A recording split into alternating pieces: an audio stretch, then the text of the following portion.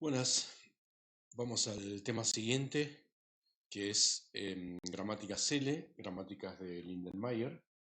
Es un tema que surgió a partir del uso de reglas de reescritura, básicamente el reemplazo de estructuras más simples por estructuras más complejas y su iteración, lo cual lleva rápidamente a modelar fenómenos de crecimiento y fenómenos bastante complejos de una manera muy sencilla, utilizando simplemente una gramática, una regla de reescritura, y entre otras cosas nos permite representar algunos de los fractales clásicos que nosotros conocemos y algunos objetos más. Las gramáticas Cele se llaman así por el que las propuso el biólogo Aristide Lindenmayer, que en la década del 60 estaba estudiando el crecimiento vegetal en tejidos relativamente simples, en algas, y observó un fenómeno de crecimiento que pudo plasmar de una manera más o menos formal, que es la que está representada en esta figura. En realidad, el modelo de Lindenmayer es un poco más complejo, pero el que está presentado acá conserva absolutamente todas las propiedades y todas las características del modelo más complejo.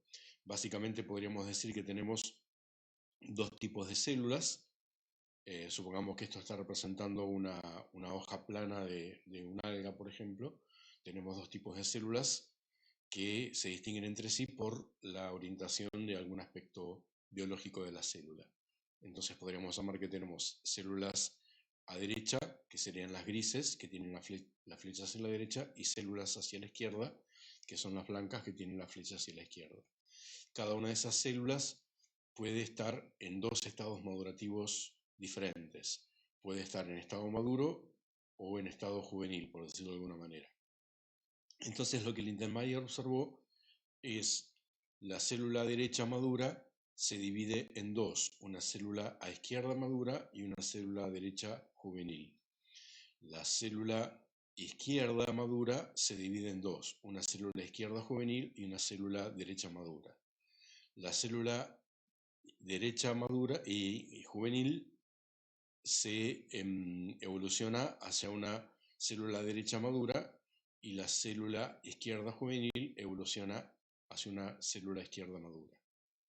Entonces, ¿qué es lo que ocurre con esto? A partir de una célula cualquiera, en cualquier estado, en este caso una a derecha madura, vemos que esta se divide, pero a su vez cada una de las que ocurrieron en su división, a su vez se divide con la misma ley y de esa forma el tejido va creciendo.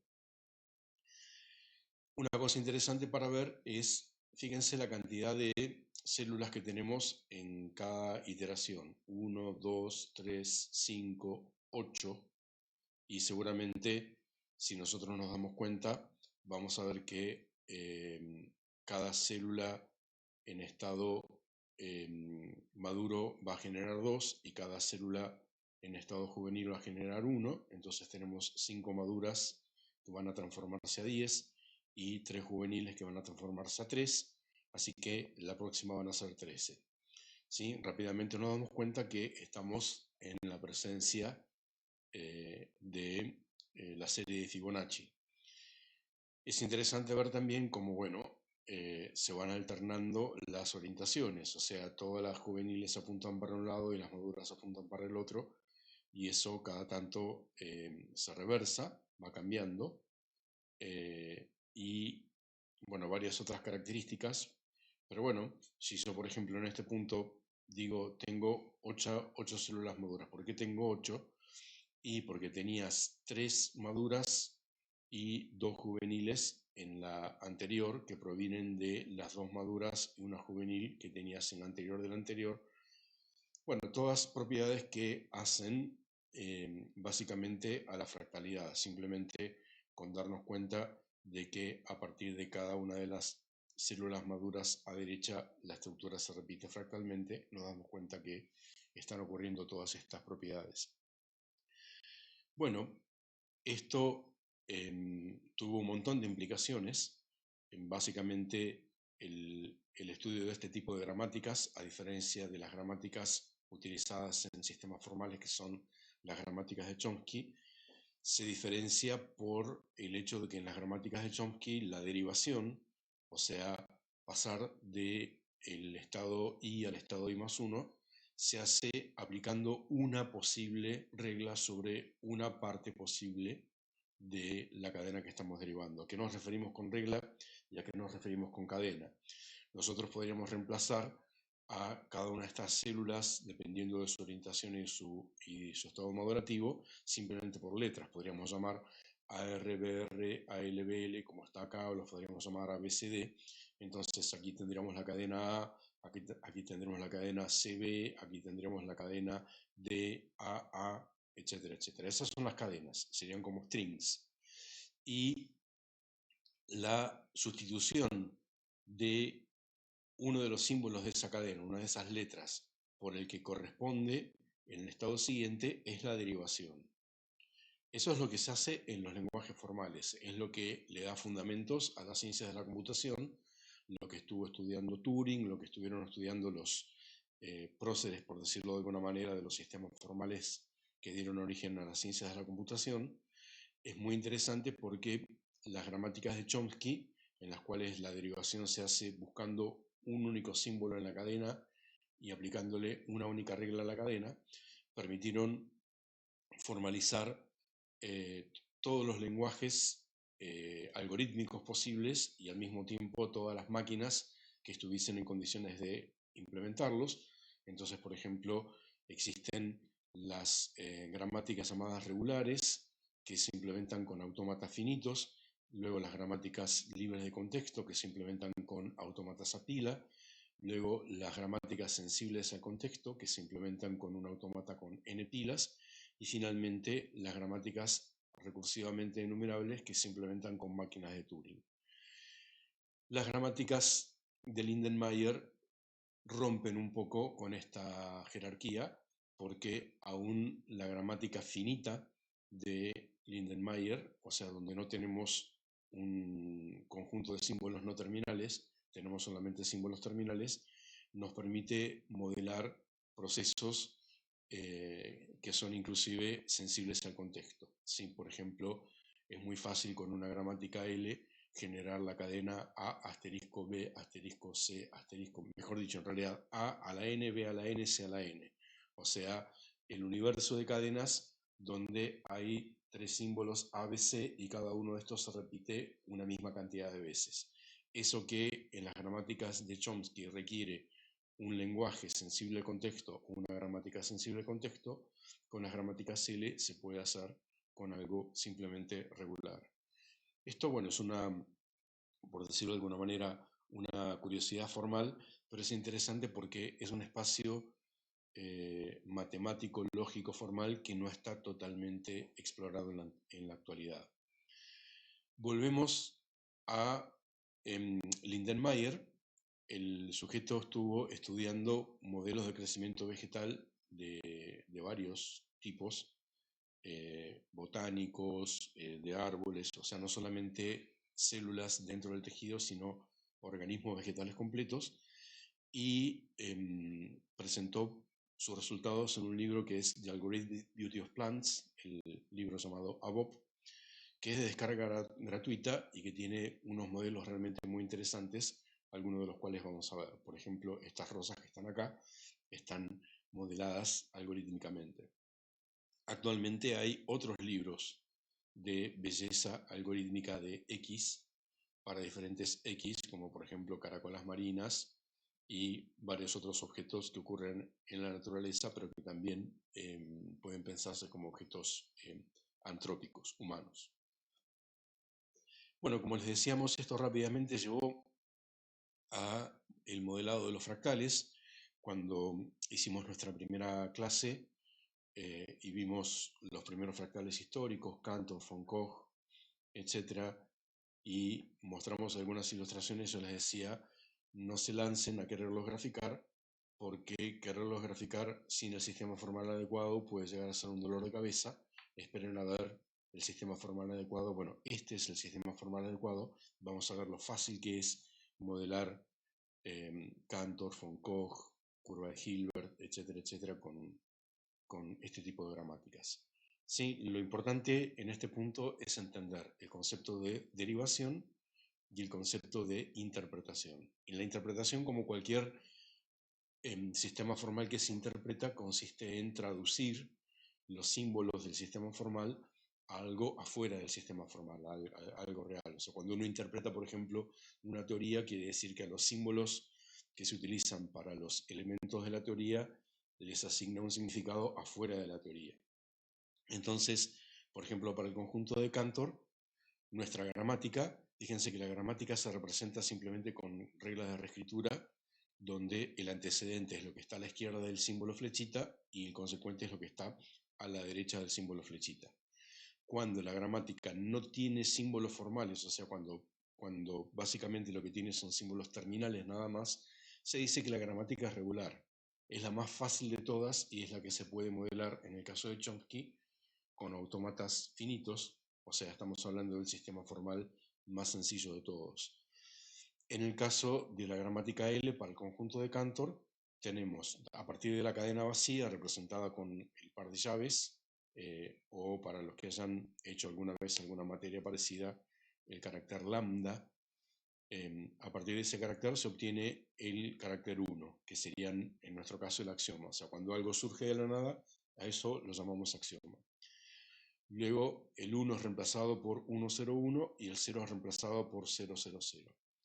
Entonces, la derivación aplica las reglas en paralelo.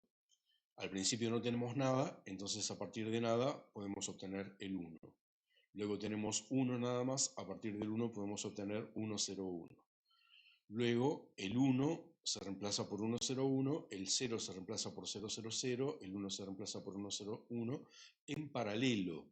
Esto es lo que hace distintivas a las gramáticas L y diferentes a las gramáticas de Chomsky. Bueno, luego 101, 000, 101 se transforma en 101, 000, 101, 000, 00, etcétera, etcétera, y sigo derivando y sigo obteniendo cadenas, cadenas, cadenas, cada vez más largas. Esa es la derivación. Yo derivo la cantidad de veces que sea menester dependiendo del problema. 5, 6, 8, 20 veces, las veces que sean necesarias. Luego tenemos este gráfico bonito, donde el 1 está representando una barra y el 0 está representando nada. Esa es la interpretación, o sea, yo estoy interpretando, en este caso, al 1 como manchas de tinta que tienen una longitud que se va haciendo cada vez más pequeña a medida que la derivación va siendo más grande. Esto lo vamos a ver con un poco más de cuidado. O sea, básicamente vamos a ver cuáles serían los elementos necesarios para poder hacer esto en la comodidad de nuestros hogares. Sí, básicamente necesitamos un módulo para derivar y un módulo para interpretar. El módulo para derivar es relativamente fácil porque, como lo muestra en este ejemplo, es simplemente un search and replace en paralelo. O sea, básicamente en la medida en la que nosotros estemos trabajando con gramáticas como estas, donde hay solamente un símbolo en el antecedente de la regla, simplemente lo que voy haciendo es, para pasar de la cadena en i a la cadena en i más 1, voy tomando de a uno los símbolos que están en la cadena i, busco la regla donde ese símbolo es el antecedente y lo reemplazo por el consecuente. Esto es realmente muy fácil de implementar y es aún fácil de implementar cuando tenemos gramáticas con un poder expresivo un poco mayor. En nuestro caso no va a ser fácil porque con las gramáticas L más simples ya tenemos bastantito, vamos a ver. Pero cuando hay un poder expresivo mayor, o sea, cuando yo tengo, por ejemplo, antecedentes que tienen dos símbolos, eso puede hacer que sea ambigua la forma en la cual yo voy a elegir cómo voy a reemplazar. Esto se puede hacer de muchas maneras, lo puedo hacer en forma estocástica, eligiendo cualquiera de las dos posibles, o lo puedo hacer diciendo de izquierda a derecha, bueno, se agrega algún tipo de definición para resolver eso. Pero bueno, nos quedamos con el concepto de que la derivación es simplemente una operación sobre strings, donde, por decirlo de alguna manera, yo voy manejándome el string en el estado i y el string en el estado i más 1, y el string en el estado i más 1 lo voy haciendo copiando o apendando, por decirlo de alguna manera, lo que va apareciendo en los consecuentes de las reglas cada vez que yo voy tomando los caracteres que están en el string en el estado i. La interpretación tampoco es difícil. La interpretación se basa en utilizar gráficos de tortuga al estilo logo, o sea, donde yo tengo una interpretación que a cada símbolo terminal le asigna un significado gráfico. Por ejemplo, tengo, por darle un ejemplo, ¿no es cierto? La F mayúscula quiere decir la tortuguita avanza un pasito dibujando. F minúscula, la tortuguita avanza pero sin dibujar. El símbolo más representa una rotación de un ángulo determinado en sentido antihorario. El símbolo menos representa una rotación de la cabecita de la tortuga en sentido horario. En este punto, bueno, varias cosas son importantes.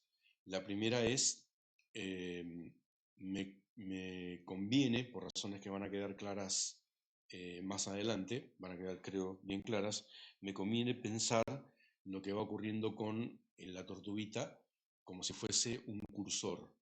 O sea, como que a medida que voy dibujando, yo tengo un X, Y y ángulo que me va diciendo dónde está la tortuguita y hacia dónde está mirando.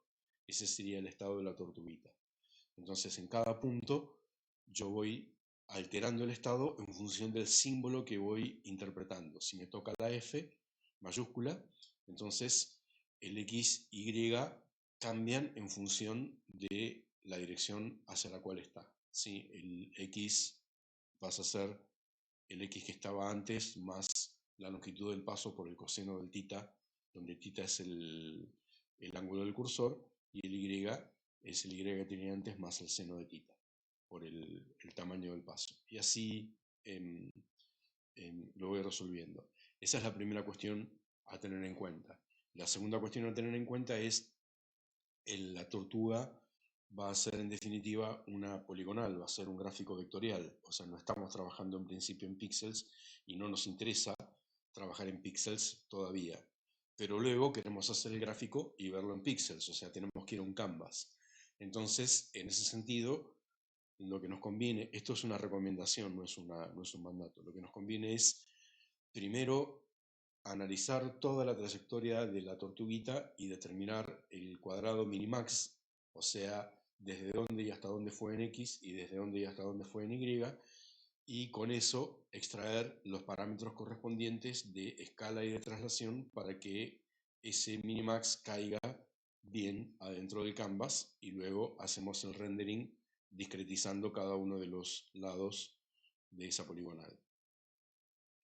Bueno, algunos ejemplos para que esto no sea tan genérico.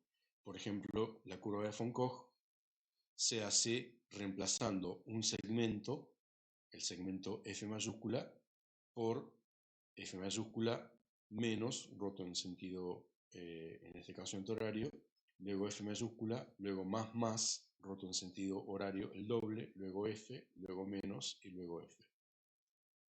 Sí, más o menos es antihorario u horario, es algo totalmente convencional y en este caso el ángulo tiene que estar como parámetro, tiene que ser 60 grados para obtener el resultado que estamos buscando. O sea, básicamente lo que tenemos es F como axioma y luego una única regla que me dice el símbolo F se reemplaza por F menos F más F menos F. Si luego yo a esta cadena F menos, F más, F menos F, le vuelvo a aplicar, o sea, hago una segunda derivación, cada F se va a reemplazar por todo esto. O sea, voy a tener F menos F más, F menos F, luego menos, roto por acá, luego F menos F más, F menos F, luego más, o sea, roto 120 grados, luego F menos F más F menos F, y luego menos, y finalmente F menos F más F menos F, y llego al lugar de partida. ¿Sí? Estamos utilizando entonces un parámetro que sería el ángulo, y si siguiese aplicando iteración, entonces tendría cada vez más detalles en cada uno de los catetos. Fíjense que acá el tamaño se va adaptando porque, como dijimos, estamos tomando toda la longitud del segmento y con eso haciendo un minimax y colocando eso dentro de un canvas. Acá la tortuga recorrió más espacio, entonces la escala va a ser menor. Acá la tortuga recorrió muchísimo más espacio y por lo tanto el espacio va a ser menor. Y de esa forma la vamos viendo venir. Más ejemplos. Esto es muy interesante porque vamos a ir viendo gradualmente cómo esta gramática tiene una flexibilidad realmente muy interesante. O sea, con muy poco trabajo intelectual podemos extender la gramática a que haga cosas bastante interesantes. Una de las cuestiones es, yo puedo tener varios símbolos que representen lo mismo y que estén de alguna manera interrelacionados dentro de la gramática. Por ejemplo, en este caso, F y G se interpretan en la interpretación como avanzar dibujando, pero se derivan dentro de la derivación como algo diferente. Esto que vemos acá no está mostrando los símbolos G. Ahora van a ver por qué. Y tampoco está mostrando el axioma que es F menos G menos G. ¿Sí? Siendo que F y G son dibujar, entonces F menos G me estaría conformando un triangulito. Estamos mostrando solamente por una cuestión de facilidad qué es lo que pasa con los F. F se transforma, F, que es un segmento, se transforma en F menos G más F más G menos F.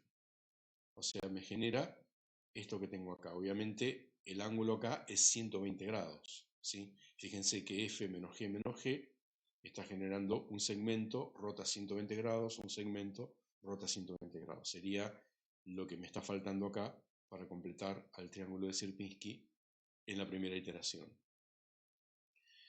Luego G se transforma en doble G. O sea, yo al principio, antes de haber hecho esta iteración, tenía el F menos G menos G. Luego de haber reemplazado al F por todo lo que está acá, F se transformó en F menos G más F más G menos F. Y este G se transformó en un doble G, G y G. Y este otro G se transformó también en un doble G, G y G.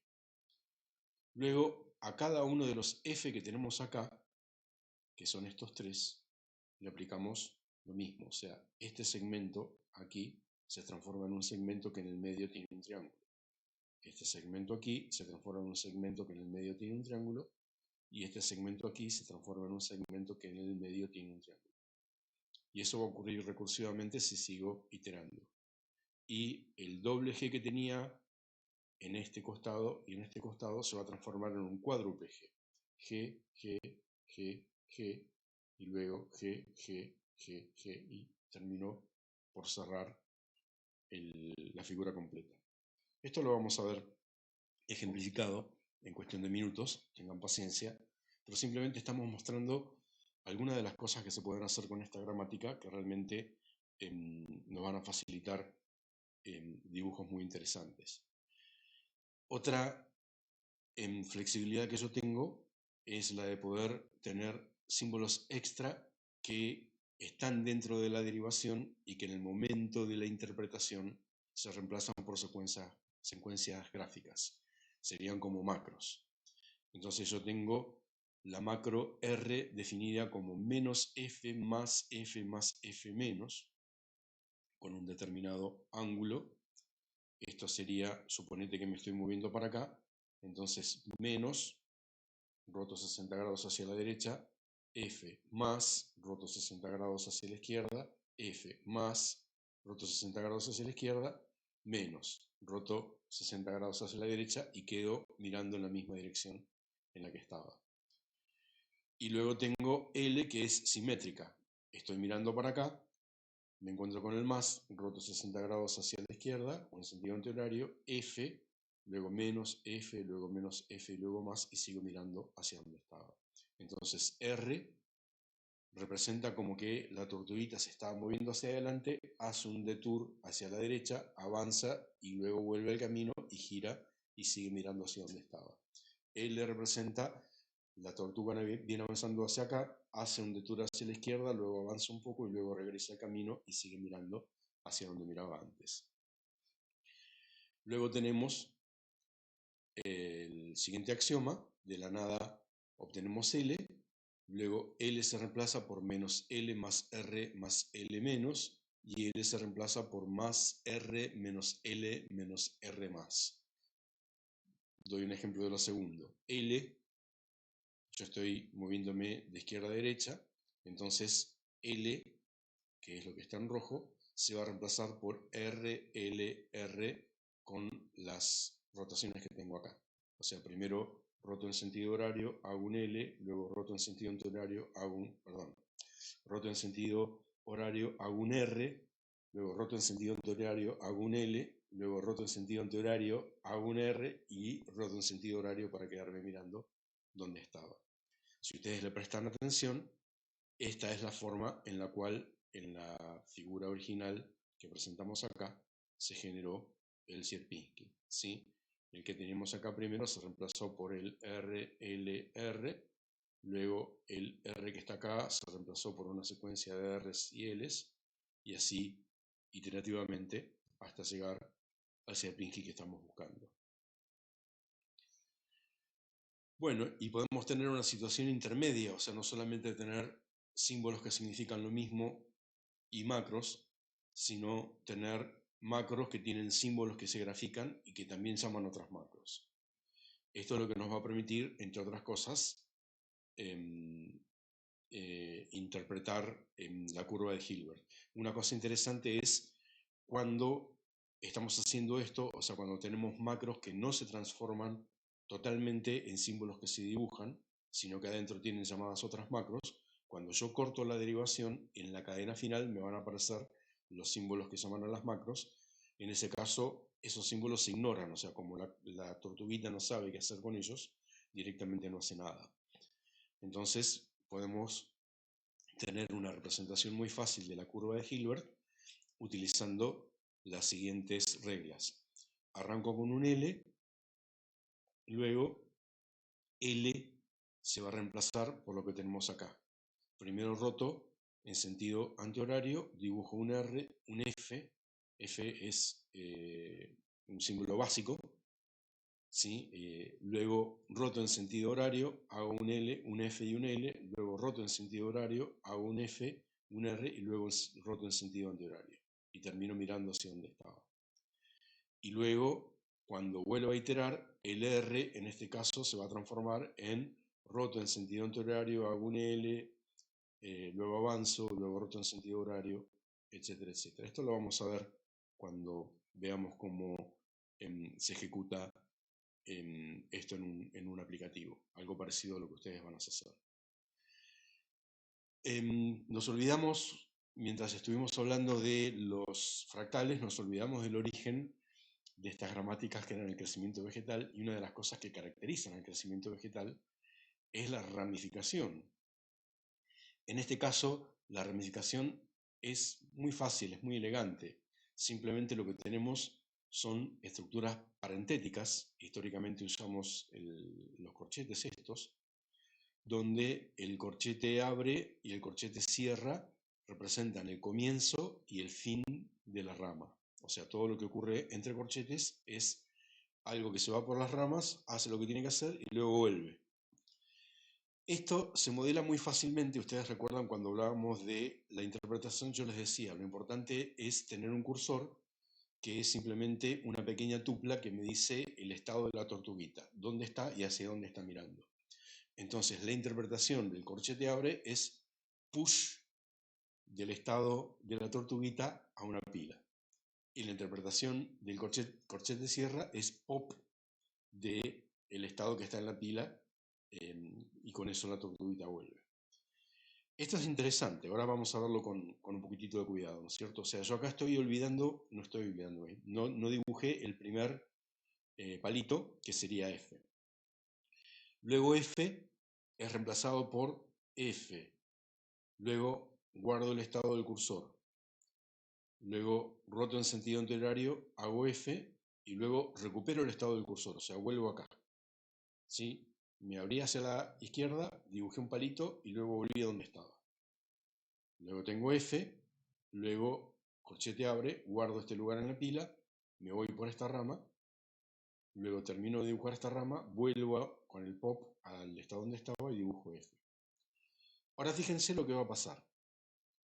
Cada palito de esta estructura se va a reemplazar por una copia idéntica de la estructura más chiquita. Entonces, este palito de acá abajo se va a transformar por estos 5 palitos, ¿no es cierto? Para arriba a la izquierda, al medio a la derecha, arriba. Bien.